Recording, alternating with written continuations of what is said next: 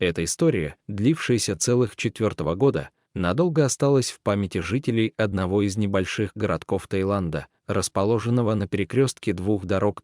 Небольшая автозаправка и придорожное кафе, где путники могли перекусить и отдохнуть, пока работники заправляют топливный бак, всегда привлекали посетителей. Водители хорошо знали друг друга, общались, делились новостями, рассказывали забавные дорожные случаи и очень часто вспоминали историю, которая в течение 4 лет разворачивалась прямо у них на глазах. Историю о преданности, взаимовыручке и дружбе между человеком и собакой по кличке Лаки. Однажды водители заметили небольшого коричнево-белого пса, пришедшего на развилку и севшего в определенном месте. Собака была чистая и ухоженная, нормального веса.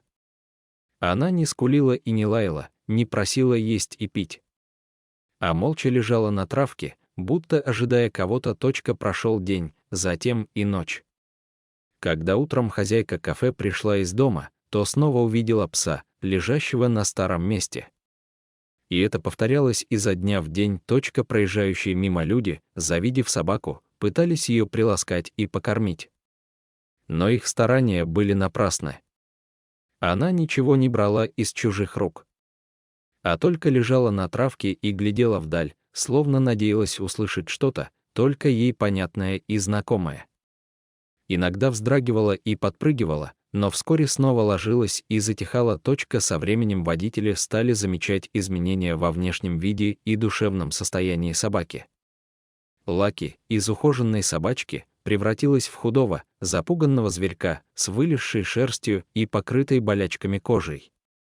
Люди, наблюдавшие эту страшную картину, пытались подкармливать Лаки, находили животному дом, где отмывали от грязи и обеззараживали раны на теле. Но прожив пару дней в приемной семье, собака возвращалась к той же самой развилке. Окружающие понимали, что собака скрывает какую-то тайну, но вот сказать об этом не может. И сама пытается справиться с постигшей ее бедой. Шли дни, недели, месяцы, но ничего не менялось. Так прошел год. Хозяйка кафе по имени Анна не смогла больше наблюдать, как погибает собака. И однажды забрала ее в свой дом. Стала приводить животное в порядок, мыть специальным шампунем, расчесывать шерсть, бороться с пролежнями и другими поражениями кожи. Собака стала лучше питаться, полюбила вкусняшки, научилась играть игрушками, купленными Анной. Вскоре Лаки заметно ожила, ластилась к хозяйке, слушала ее рассказы и, казалось, понимала и принимала все доброе, что делала для нее женщина. Но однажды Анна, вернувшись с работы, не застала дома свою гостью.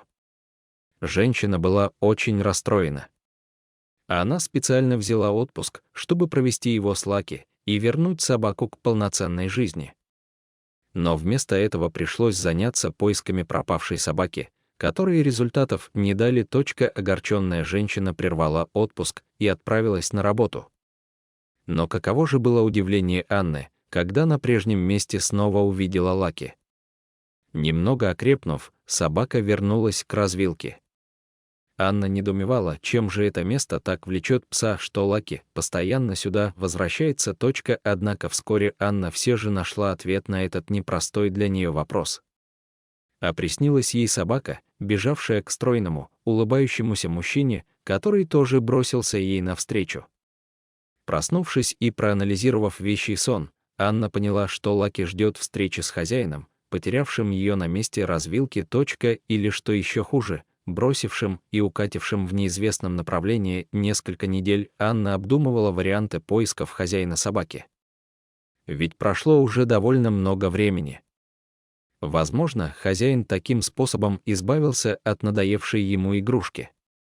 А может быть, Лаки потеряшка, и хозяин день и ночь думает о пропавшем друге. Приходили в голову и самые грустные мысли о том, что жизнь быстротечна. И хозяин покинул этот бренный мир, а замечательная Лаки уже не встретится с ним на этом свете. Добросердечная Анна, обладавшая отзывчивым и благородным сердцем, не могла остаться равнодушной к судьбе животного. В голову женщине пришла мысль написать объявление о найденной собаке и развесить их в доступных местах. Женщина так и поступила. Написанные на бумаге объявления развесила на заборах и деревьях и стала ждать отклика того, кто так же, как и собака, страдает, потеряв лучшего друга. Проходили недели и месяцы, а Лаки так и лежала на травке в ожидании чуда. Никто ее не искал. Но все же еще теплилась надежда, что хозяин вернется и заберет ее домой. И жизнь станет прежней, насыщенной дружбой и вниманием. Иногда приезжали какие-то люди, помогали кормить Лаки и даже предлагали забрать в свой дом, так как видели в ней любящее и преданное сердце. Лаки нравилось внимание, но когда ее пытались увести с собой, вырывалась и убегала подальше, надеясь, что вскоре появится прежний хозяин. Уже прошло 3 года, как Лаки поселился рядом с заправкой. Казалось, что она привыкла к новой жизни. Окружающие могли кормить с рук и играть с ней. Собака стала для многих хорошим другом, внимательным слушателем, надежным сторожем. Но все равно в каждую открывающуюся дверцу заезжающей на заправку машины заглядывала с надеждой и трепетом. Однажды к Анне приехала племянница Валида, учившаяся в колледже. Увидев в глазах Лаки тоску по прежнему хозяину, предложила тетушке устроить фотосессию с собакой. Лаки с удовольствием позировала, как будто понимала, что эти несколько глянцевых картинок внесут изменения в ее жизнь. Валида, собрав всю известную информацию о Лаки и прикрепив несколько фотографий, загрузила в социальные сети с просьбой распространить информацию о местном Хатика. История тронула жителей городка. Многие захотели забрать Лаки и подарить свою любовь и нежность. Но все эти душевные люди не смогли растопить сердце Лаки. Она продолжала ждать своего человека и надеялась на хороший исход. Время шло, собака продолжала жить при заправке. И только глаза выдавали тоску по хозяину и желание поскорее встретиться с ним. Вскоре к поискам стали подключаться волонтеры. Они обходили кварталы города в поиске хозяина Лаки. Развешивали на столбах объявления. Продолжали поиски через социальные сети, давали объявления в местную газету, и, наконец, спустя год поисков, случилось чудо. Откликнулся гражданин по имени Аман, который рассказал, как 4 года назад, во время остановки на заправке, его любимица Рина, сорвавшись с поводка, убежала в лес. И долгие поиски результатов не дали. Мужчина долго переживал по поводу пропажи друга, но потом вернулся к обычной жизни, хотя никогда не забывал о Рине. И в память о погибшей собаке, как он думал, больше не заводил домашних животных, а потом случилось еще одно настоящее чудо, о котором долгое время говорила вся округа.